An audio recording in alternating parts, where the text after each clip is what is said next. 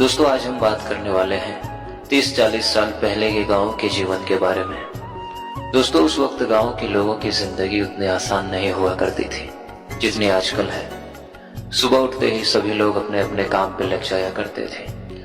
छोटी से छोटी चीजों के लिए मेहनत बहुत ज्यादा करनी पड़ती थी। मेहनत बहुत ज्यादा थी लेकिन सुकून भी था। दोस्तों उन दिनों गांव में ज्यादातर खपड़ेल और छप्पर की मकान हुआ करती थी। आंधी और बारिश के मौसम आने से पहले इन कच्चे मकानों को ठीक किया जाता था और अगर मकान ज्यादा पुराना हो जाता था तो उस पर नया छप्पर लगाया जाता था।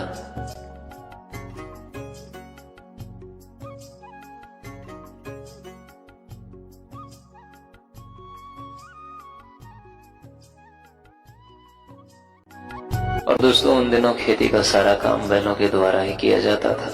खेतों में हल देना, धान के पौधों को खेत तक ले जाना, खेतों में पानी देना, फसल की कटाई के बाद उसको घर लाना और फसल को तैयार भी बैलों के द्वारा ही किया जाता था। खेती के अलावा कहीं जाने आने के लिए बैलगाड़ी और शादी में बारात भी बैलगाड़ी से ही जाया करते थे। और दोस्तों उस समय गन्ने का रस भी बैलों के द्वारा ही निकाला जाता था। और दिन भर की थकान के बाद शाम को रेडियो पर विविध भारती की सुरीली तान मानो सारी थकान दूर हो जाती थी और बहुत ही खूबसूरत नजारा होता था। वो बुजुर्गों की लगी चौपाल, इधर उधर की बातें और आने जाने वाले लोगों को टोकना और चारा मशीन से घास को काटकर पशुओं को बड़े ही प्यार से खिलाना और थोड़ी सी पानी निकालने के लिए मेहनत बहुत ज्यादा करना। और दोस्तों उस समय गांव में अनाज इसी में रखा जाता था। ये मिट्टी से बनाया जाता है, इसे डेहरी बोलते हैं। इसमें अनाज बहुत दिनों तक सुरक्षित रहता था। और गांव में नदी में नहाने का मजा ही कुछ और होता था। गर्मी के मौसम में एक भी दिन नदी में नहाए बगैर नहीं गुजरता था।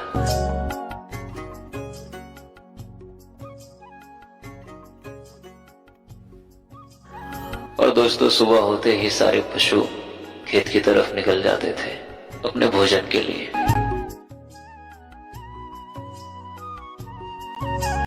और दोस्तों रोज शाम के वक्त गांव में बाजार लगती थी। दिन भर काम करने के बाद लोग शाम को बाजार जाते थे सब्जियां खरीदने। वो शाम के वक्त लगने वाली बाजार का दृश्य ही कुछ और होता था। और दोस्तों ये छपरी का छोटा सा घर खेतों में बनाया जाता था ताकि यहाँ बैठकर सभी किसान अपने अपने खेतों की देखभाल कर सके। खुले मैदान में ठंडी हवाओं के बीच यहाँ बैठने का मजा ही कुछ और होता था।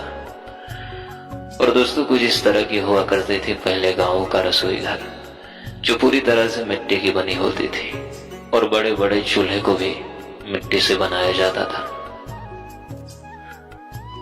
और दोस्तों इसे हंसिया बोलते हैं। गांव में सब्जियों को काटने के लिए इसी का प्रयोग किया जाता है। और दोस्तों गेहूं की फसल की तैयारी के बाद जो भूसा निकलता था उसको ऐसे ही भूसा घर में स्टोर किया जाता था गाय बैल और भैंसों को खिलाने के लिए। और दोस्तों गांव में जब भी कोई त्योहार आता था तो उसके पहले घर की सफाई की जाती थी और गीली मिट्टी से घर आंगन और घर की दीवार हर जगह पुताई की जाती थी और पुताई के बाद घर आंगन सुंदर लगने लगता था।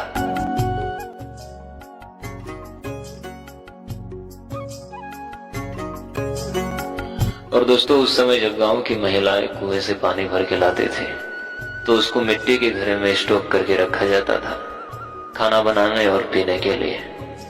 और दोस्तों जब कुएं में बाल्टी गिर जाती थी तो उसको इसी कांटे से निकाला जाता था। इसको हर जगह अलग अलग नाम से जाना जाता है। आप लोगों के यहाँ इसे क्या बोला जाता है कमेंट में जरूर बताना। तो दोस्तों आज के लिए बस इतना ही। और दोस्तों वीडियो को बनाने में बहुत ही मेहनत लगती है।